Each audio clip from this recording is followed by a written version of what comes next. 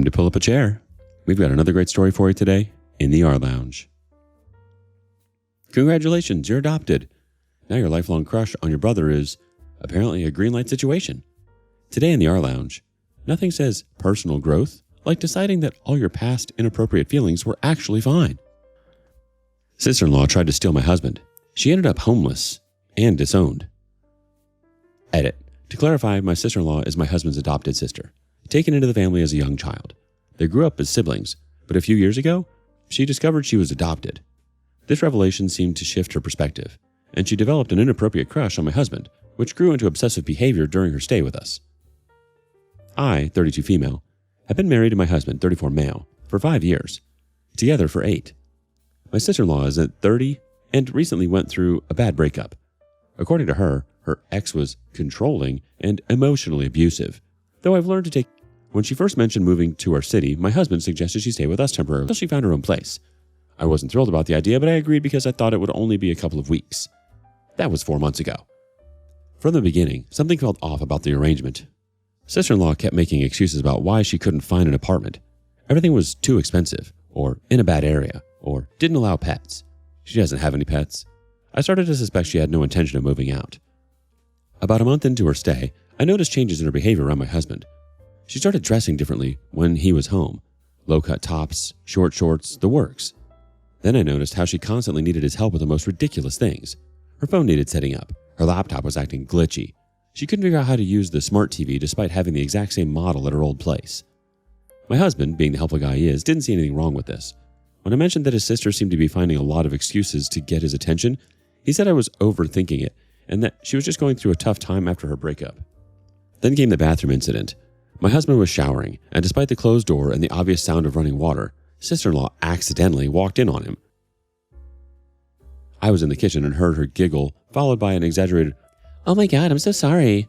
When she came out, her face was flushed, and she had this smirk that made my blood boil.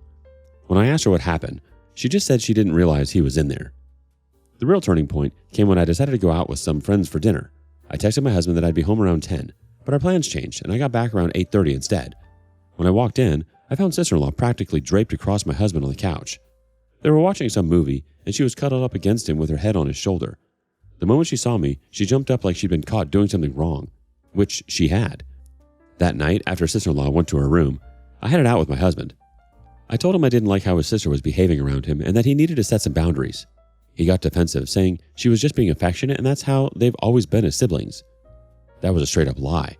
I've been with him for 8 years and I've never seen them act like that before. The argument ended with him reluctantly agreeing to talk to her about respecting personal space, but I could tell he still thought I was overreacting. A week later, I got my chance. My husband left his phone on the counter while he went to take out the trash. It was unlocked. I checked his messages with sister-in-law and found that the most recent conversations had been deleted. That struck me as odd since he never deletes messages. I knew there were ways to recover deleted texts. After some quick research, I found an app that could help. When I discovered, made me sick to my stomach. Sister-in-law had been sending my husband inappropriate photos of herself and messages filled with innuendos. Things like, "I've always wondered what it would be like to be with someone like you," and "Don't you ever think about what could have been if you met me first?" My husband's responses weren't as explicit, but they weren't exactly shutting her down either. Mostly things like, "You're crazy," or "You shouldn't say stuff like that." Not once did he tell her to stop or that it was inappropriate. When I confronted him with what I found, he got defensive again, saying he never encouraged her and was just trying to handle it without causing family drama. According to him, he deleted the messages because he didn't want me to see them and get upset. Too late for that. I ordered a small security camera and set it up in our living room, angled to capture most of the common areas. The footage I captured over the next few days confirmed all my suspicions. When I wasn't home, sister-in-law would parade around in just a towel after showering, conveniently timing it for when my husband was in the living room.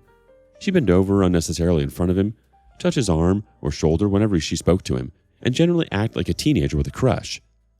The most damning footage came 2 days later. I was at the store, and my husband was working from home. Sister-in-law approached him while he was on the couch with his laptop, sat down next to him, and after some conversation, leaned in and tried to kiss him. To his credit, my husband pushed her away immediately and stood up, looked angry. He said something that I couldn't hear clearly on the recording, and then grabbed his laptop and went to our bedroom, shutting the door behind him. When I got home, he didn't mention anything about what had happened.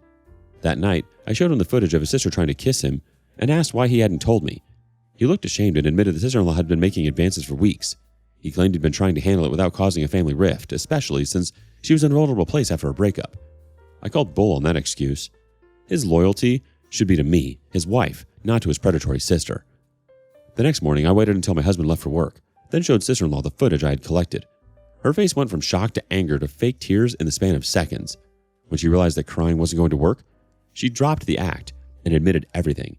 She said she'd always been jealous of me and had feelings for my husband for years. According to her, he had been giving her mixed signals and leading her on since she moved in. I knew that was a lie. My husband might have been conflict avoidant and too passive in shutting down her advances, but he wasn't encouraging them. I told sister-in-law she had 48 hours to pack her things and get out of the house. She started crying again, this time saying she had nowhere to go and couldn't afford a place on her own yet. I didn't care.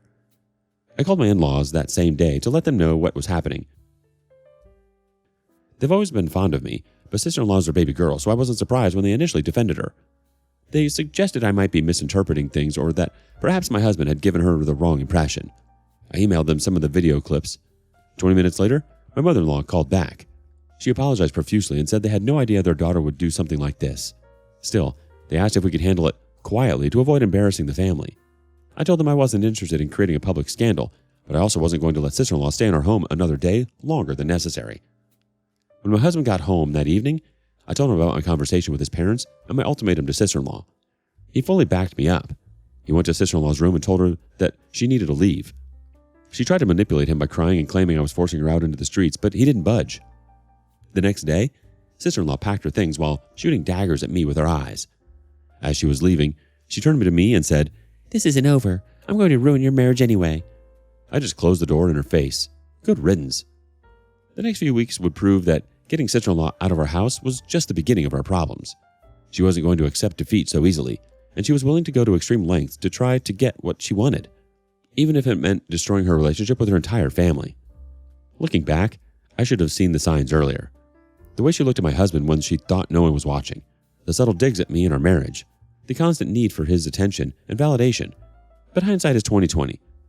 And at least now, I know exactly what kind of person my sister-in-law really is. One evening, about 2 weeks after sister-in-law moved out, my mother-in-law called us in tears. Apparently, sister-in-law had drunk dialed her parents and went on a rant about how she had always been in love with my husband and how unfair it was that he chose me instead of her. She admitted to deliberately trying to seduce him and break up our marriage. That phone call changed everything. They told us they had been sending her money monthly to help with expenses, but after hearing her confession, they decided to cut her off financially. A few days later, we got a frantic call from sister-in-law. She was being evicted from her new apartment because she couldn't pay the rent without her parents' financial support. She begged us to let her stay with us again, promising she had learned her lesson and would respect our boundaries this time. Sister-in-law was so desperate that she inadvertently admitted to all her manipulative behavior, saying things like, "I know I shouldn't have tried to come between you two," and "I was just jealous of what you have." I recorded the entire conversation, just in case. Needless to say, we refused to help her. My husband told her that she had made her choices and now she had to live with the consequences. He suggested she reached out to her friends or looked into emergency housing options, but made it clear that our home was no longer available to her. The final straw came when I discovered the sister-in-law had copied some of our personal financial information while staying with us. She had attempted to open credit cards in my name, presumably to rack up debt and cause problems for us. Thankfully, the applications were flagged as suspicious and denied, but it was a wake-up call. We immediately froze our credit and filed reports with the appropriate agencies.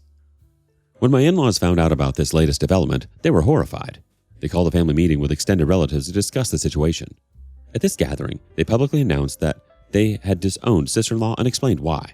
They shared the evidence we had collected, the videos, the recorded phone call, the credit fraud attempt, with family members who had been sympathetic to sister-in-law's version of events. In the weeks that followed, we learned from various sources that sister-in-law's life was falling apart. Without financial support from her parents and her reputation in tatters, she was struggling to find stable housing or employment. As for sister-in-law, last we heard she was staying in cheap motels when she could afford it and crashing on acquaintances' couches when she couldn't. Her desperation has led to burn even more bridges, attempting to seduce her temporary roommate's boyfriend and getting kicked out as a result. She continues to blame everyone but herself for her situation, but fewer and fewer people are willing to listen to her stories. The truth has a way of coming out eventually, and in her case, it has left her homeless, disowned, and alone. Update 2. A few days later, my husband and I were out of town for the weekend, visiting some friends who lived in a few hours away. We got a call from our neighbors asking if we had given anyone permission to enter our house. We hadn't. Our neighbor's security camera had captured sister-in-law trying to break in through our back door. When she couldn't get in, she tried breaking our window. The neighbor called the police, who arrived while she was still on our property. Sister-in-law was arrested for attempted breaking and entering. We drove home immediately and met with the police. They showed us the footage from her neighbor's camera, and it was undeniably sister-in-law. When questioned, she had claimed she was just trying to retrieve some personal items she had left behind when she moved out. The police didn't buy it, especially since she was attempting to enter through a window rather than knocking on the door. Sister-in-law was held on bail she couldn't afford. No family members were willing to help her, not even her parents. I received a call from the detention center. 2 days later, a public defender managed to get her released, but now she had a criminal record. She was required to stay a certain distance from our home and from us personally. My in-laws shared that they've removed sister-in-law from their will and all family accounts. Situation: the extended family has universally cut ties with sister-in-law. She's become persona non grata in the entire family circle. The constant flirting, the accidental bathroom walk-ins, the messages, the laptop phone glitches, all red flags on top of red flags. And the fact that your husband kept brushing it off? Yikes. I mean, I guess I get it. Conflict avoidant people exist, but brushing off repeated advances as just affectionate is a dangerous place to be. It's scary to see someone spiral that far, but I'm glad you and your husband are on the same page now. Sister-in-law's actions have consequences, and it looks like she's finally learning that the world doesn't revolve around her manipulations. Share your thoughts with us on this one in the comments below. And thank you for joining us today in the rLounge. Be sure to like and subscribe and hit that notification bell so you don't miss out on our next video. Until next time. And please put your chair back where you found it.